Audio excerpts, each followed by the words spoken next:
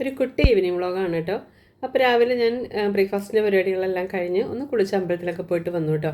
അപ്പോഴത്തേക്കും ഇവിടെ സോമൻ ചേട്ടൻ മീൽസിനുള്ള പച്ചക്കറികളൊക്കെ കട്ട് ചെയ്തുകൊണ്ടിരിക്കുന്നുണ്ട്. നമുക്കിന്ന് കുടപ്പൻ തോരൻ, അതുപോലെ തന്നെ മത്തങ്ങയും പരിപ്പും പുളിങ്കറി, അവിയലുമാണ് കേട്ടോ ഇന്ന് നമ്മുടെ മെനു. അപ്പോൾ അതിൻ്റെ ഇടയ്ക്ക് പച്ചക്കറികളൊക്കെ വാങ്ങിക്കാൻ പോയപ്പോൾ നല്ല വാട്ടർമെലൺ കണ്ടു. അപ്പോൾ അത് വാങ്ങിച്ചുകൊണ്ട് വന്നിട്ടുണ്ട്. അപ്പോൾ ഞാനത് കഴിക്കുകയാണ് കേട്ടോ.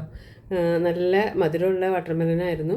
പുറമെ മഞ്ഞ് ഉള്ളിൽ ചുവപ്പുമായിട്ട് നല്ല മധുരമുണ്ട്. അപ്പോൾ ഞങ്ങൾ രണ്ടുപേരും അത് കട്ട് ചെയ്ത് കഴിച്ചുകൊണ്ടിരിക്കുകയാണ്. അതിന് ശേഷം സോമൻ ചേട്ടനിവിടെ അവിയലിനുള്ള കഷ്ണങ്ങളൊക്കെ നുറുക്കി വെച്ചിട്ടുണ്ട്.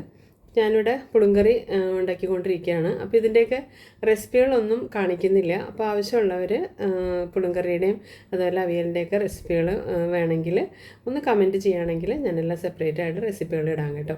അപ്പോൾ തോരൻ വാഴക്കൂമ്പാണ് തോരൻ വയ്ക്കുന്നത്. വാഴക്കൂമ്പ് അല്ലെങ്കിൽ കുടപ്പൻ എന്നൊക്കെ പറയും. അപ്പോൾ അതിന് വേണ്ടിയിട്ട് നമ്മൾ ചെറിയ മിക്സിയുടെ ജാറിലേക്ക് ഒരു 2-3 പച്ചമുളകും കുറച്ച് ചുമന്നുള്ളിയും കൂടെ ഒന്ന് കട്ട് ചെയ്തിട്ട് കൊടുക്കുന്നുണ്ട്.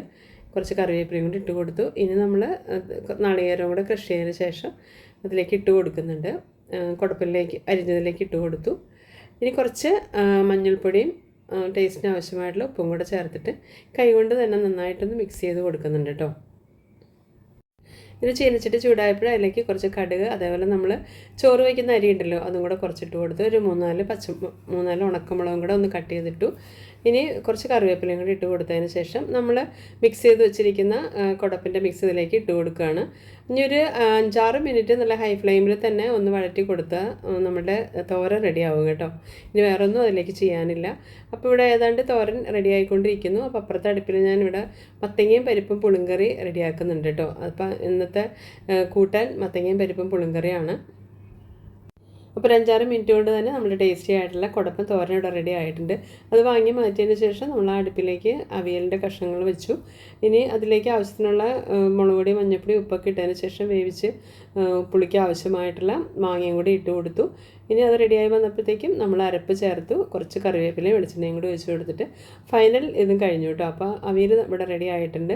ഇനി നമ്മൾ പുളിങ്കറിയാണ്. പുളിങ്കറിയും റെഡി ആയിട്ടുണ്ട്. അതിലേക്കുള്ള കടുക് വറുത്തിടുകയാണ് കേട്ടോ. അപ്പോൾ ഈ പുളിങ്കറിയിൽ കുറച്ച് ചുവന്നുള്ളിയും കടുകും മുളകും കറിവേപ്പിലയും കൂടിയാണ് നമ്മൾ വറുത്തിടുന്നത്. അപ്പോൾ അതും റെഡി ആയിട്ടുണ്ട്. ഇനിയിപ്പോൾ അടുത്തത് നമുക്ക് കുറച്ച് പുറത്ത് പണികളുണ്ട്. അതായത് കുറച്ച് തുണികളൊക്കെ വാഷ് ചെയ്യാൻ ഇട്ടിട്ടുണ്ടായിരുന്നു. അപ്പോൾ അതൊക്കെ നമ്മളൊന്ന് ഇതിനിടയിൽ കൂടെ തന്നെ നമ്മൾ ചെയ്യുന്നുണ്ട്. എല്ലാം വിരിച്ചിടുവാണ്. അപ്പോൾ ഒരേ സമയം ഒരുപാട് ജോലികൾ നമ്മൾ ചെയ്യുന്നുണ്ട്. അപ്പോൾ ആ സമയം ഒരു 11 മണിയൊക്കെ ആയപ്പോഴത്തേക്കും നമുക്ക് ഫുഡുകളൊക്കെ പാക്ക് ചെയ്യാനുള്ള ടൈമായി. ഒരു 12 മണിക്ക് മുമ്പേ തന്നെ നമ്മൾ ഫുഡുകളൊക്കെ കൊടുത്തു വിടും കേട്ടോ. അപ്പോൾ എല്ലാം കഴിഞ്ഞു, ക്ലീനിങ് ഒക്കെ കഴിഞ്ഞു. അപ്പോൾ വീഡിയോ ഇഷ്ടമായാലും ഒന്ന് സപ്പോർട്ട് ചെയ്യണേ.